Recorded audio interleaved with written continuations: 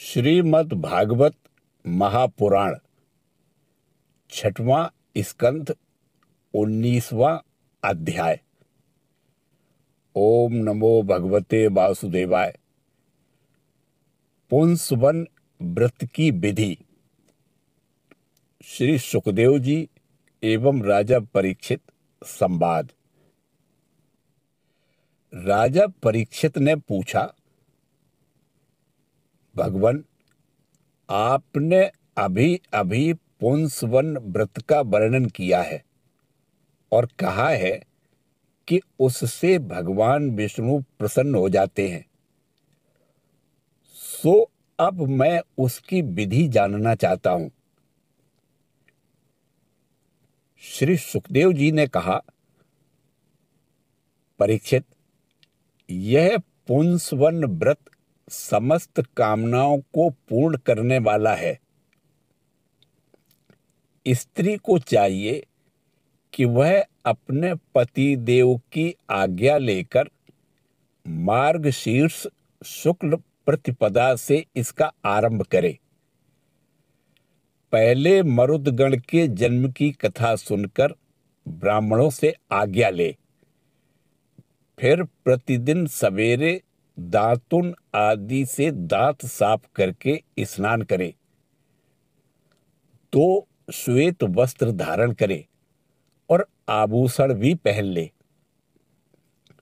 प्रातः काल कुछ भी खाने से पहले ही भगवान लक्ष्मी नारायण की पूजा करे।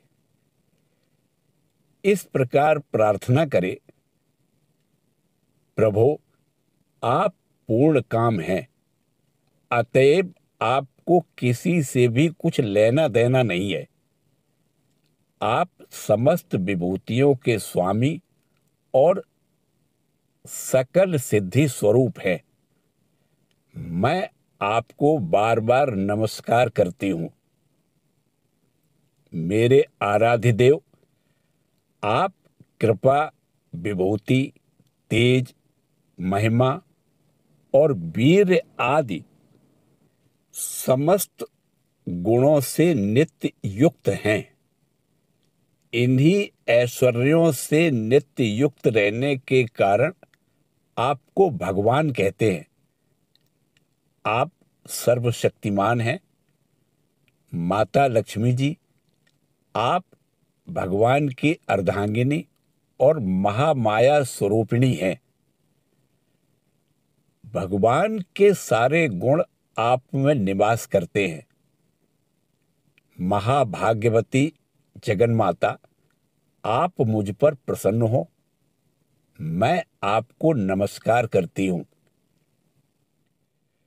परीक्षित, इस प्रकार स्तुति करके एकाग्र चित्त से ओम नमो भगवते महापुरुषाय महानुभावाय महाविभूत पतये सह महाविभूति भिर बलिम उपहराणि ओंकार स्वरूप महानुभाव, समस्त महाविभूतियों के स्वामी भगवान पुरुषोत्तम को और उनकी महाविभूतियों को मैं नमस्कार करती हूँ और उन्हें पूजा उपहार की सामग्री समर्पण करती हूँ। इस मंत्र के द्वारा प्रतिदिन स्थिर चित्त से विष्णु भगवान का आवाहन, अर्घ्य, पाद्य, आचमन, स्नान, वस्त्र, यज्ञोपवीत, आभूषण, गंध, पुष्प, धूप, दीप और नैवेद्य आदि निवेदन करके पूजन करे। जो नैवेद्य बच रहे उससे ओम नमो भगवते महापुरुषाय महाविभूति पतये स्वाहा, महान ऐश्वर्यों के अधिपति भगवान पुरुषोत्तम को नमस्कार है। मैं उन्हीं के लिए इस हवस्य का हवन कर रही हूं। यह मंत्र बोलकर अग्नि में 12 आहुतियां दे। परीक्षित, जो सब प्रकार की संपत्तियों को प्राप्त करना चाहता हो, उसे चाहिए कि प्रतिदिन भक्ति भाव से भगवान लक्ष्मी नारायण की पूजा करे, क्योंकि वे ही दोनों समस्त अभिलाषाओं के पूर्ण करने वाले एवं श्रेष्ठ वरदानी हैं।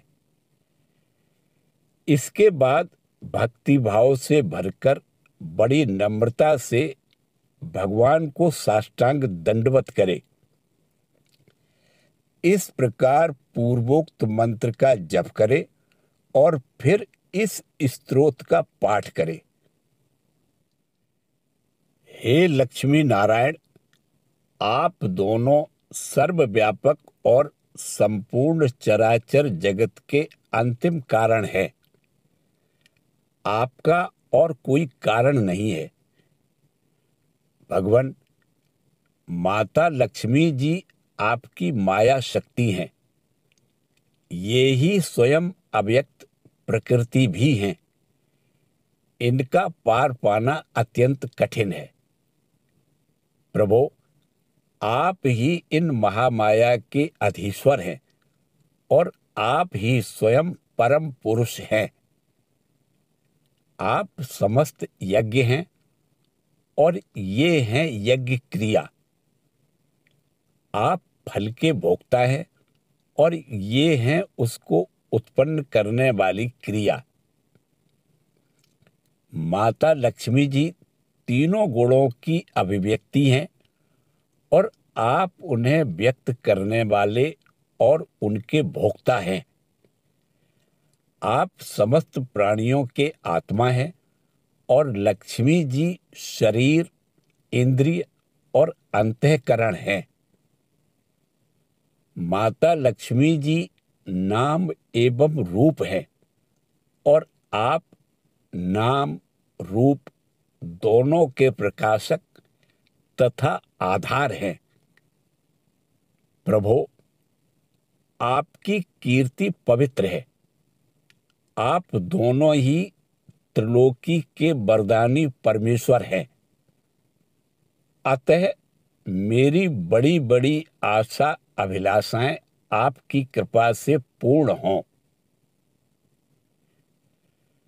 परीक्षित, इस प्रकार परम वरदानी भगवान लक्ष्मी नारायण की स्तुति करके वहां से नैवेद्य हटा दे और आचमन करा के पूजा करे। तदंतर भक्ति भाव भरित हृदय से भगवान की स्तुति करे और यज्ञ अवशेष को सूंघ कर फिर भगवान की पूजा करे। भगवान की पूजा के बाद अपने पति को साक्षात भगवान समझकर परम प्रेम से उनकी प्रिय वस्तुएं सेवा में उपस्थित करे। पति का भी यह कर्तव्य है कि वह आंतरिक प्रेम से अपनी पत्नी के प्रिय पदार्थ ला कर उसे दे और उसके छोटे बड़े सब प्रकार के काम करता रहे। परीक्षित, पति पत्नी में से एक भी कोई काम करता है तो उसका फल दोनों को होता है। इसलिए यदि पत्नी रजोधर्म आदि के समय यह व्रत करने के अयोग्य हो जाए तो बड़ी एकाग्रता और सावधानी से पति को ही इसका अनुष्ठान करना चाहिए। यह भगवान विष्णु का व्रत है। इसका नियम लेकर बीच में कभी नहीं छोड़ना चाहिए। जो भी यह नियम ग्रहण करे वह प्रतिदिन माला, चंदन, नैवेद्य और आभूषण आदि से भक्ति पूर्वक ब्राह्मण और सुहागिनी स्त्रियों का पूजन करे तथा भगवान विष्णु की भी पूजा करे। इसके बाद भगवान को उनके धाम में स्थापित कर दे, विसर्जन कर दे। तदंतर आत्मशुद्धि और समस्त अभिलाषाओं की पूर्ति के लिए पहले से ही उन्हें निवेदित किया हुआ प्रसाद ग्रहण करे। साध्वी स्त्री इस विधि से 12 महीनों तक पूरे साल भर इस व्रत का आचरण करके मार्गशीर्ष की अमावस्या को उद्यापन संबंधी उपवास और पूजन आदि करे। उस दिन प्रातःकाल ही स्नान करके पूर्ववत विष्णु भगवान का पूजन करे और उसका पति पाक यज्ञ की विधि से घृत मिश्रित खीर की अग्नि में 12 आहुति दे। इसके बाद जब ब्राह्मण प्रसन्न होकर उसे आशीर्वाद दें तो बड़े आदर से सिर झुकाकर उन्हें स्वीकार करे। भक्ति भाव से माथा टेक कर उनके चरणों में प्रणाम करे और उनकी आज्ञा लेकर भोजन करे। पहले आचार्य को भोजन कराए, फिर मौन होकर भाई बंधुओं के साथ स्वयं भोजन करे। इसके बाद हवन से बची हुई घृत मिश्रित खीर अपनी पत्नी को दे। वह प्रसाद स्त्री को सत्पुत्र और सौभाग्य दान करने वाला होता है। परीक्षित, भगवान के इस पुंसवन व्रत का जो मनुष्य विधि पूर्वक अनुष्ठान करता है उसे यहीं उसकी मनचाही वस्तु मिल जाती है। स्त्री इस व्रत का पालन करके सौभाग्य, संपत्ति, संतान, यश और गृह प्राप्त करती है तथा उसका पति चिरायु हो जाता है। इस व्रत का अनुष्ठान करने वाली कन्या समस्त शुभ लक्षणों से युक्त पति प्राप्त करती है और विधवा इस व्रत से निष्पाप होकर बैकुंठ में जाती है। जिसके बच्चे मर जाते हों वह स्त्री इसके प्रभाव से चिरायु पुत्र प्राप्त करती है। धनवती किंतु अभागिनी स्त्री को सौभाग्य प्राप्त होता है और कुरूपा को श्रेष्ठ रूप मिल जाता है। रोगी इस व्रत के प्रभाव से रोग मुक्त होकर बलिष्ठ और श्रेष्ठ इंद्रिय शक्ति प्राप्त कर लेता है। जो मनुष्य मांगलिक श्राद्ध कर्मों में इसका पाठ करता है उसके पितर और देवता अनंत तृप्ति लाभ करते हैं। वे संतुष्ट होकर हवन के समाप्त होने पर व्रती की समस्त इच्छाएं पूर्ण कर देते हैं।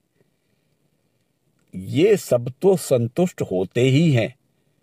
समस्त यज्ञों के एकमात्र भोक्ता भगवान लक्ष्मी नारायण भी संतुष्ट हो जाते हैं और व्रती की समस्त अभिलाषाएं पूर्ण कर देते हैं। परीक्षित, मैंने तुम्हें मरुदगण की आदरणीय और पुण्यप्रद जन्म कथा सुनाई और साथ ही दिति के श्रेष्ठ पुंसवन व्रत का वर्णन भी सुना दिया। इसी के साथ 6वां स्कंद समाप्त होता है। ओम नमो भगवते वासुदेवाय।